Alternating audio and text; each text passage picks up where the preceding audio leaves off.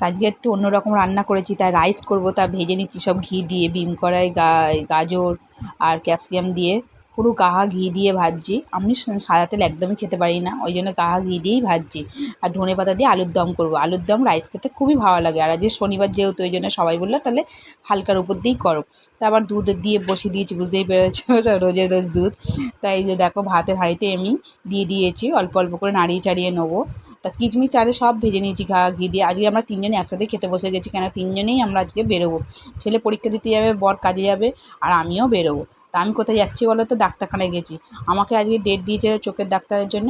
আর আজকে আমি মায়ের কাট করতে এসেছি, মায়েরও চোখের দেখাবো বলে মায়ের কাটটা করে নিলাম।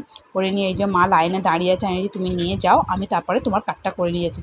তাড়াতাড়ি হয়ে গেছে, দেখো মা পুরো লাইনের কাছে চলে এসেছে, ভাগ্যিস আমিও গিয়ে দিয়ে দিলাম। মায়ের কাটটাও হয়ে গেল।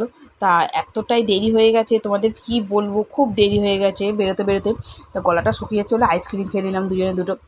শীত গ্রীষ্ম বর্ষা আমার খুবই ভালো লাগে আইসক্রিম। আমার আইসক্রিম ছাড়া কিচ্ছু ভালো লাগে না। আমাকে আইসক্রিম দেবে, আমার সব শান্তি। আমি কিচ্ছু খাবো না সারাদিন, আমাকে খালি আইসক্রিমই দিয়ে দেবে।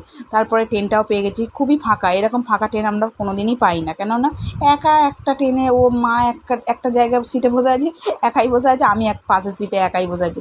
তার এই কালীঘাটের ব্রিজটা টপকাচ্ছি, খুবই ভালো লাগছে। নমস্কার করে নাও সবাই। তাই এখানে ব্রিজটা তো যেতেই হবে, আমাদের বজবজের লাইনে ট্রেন।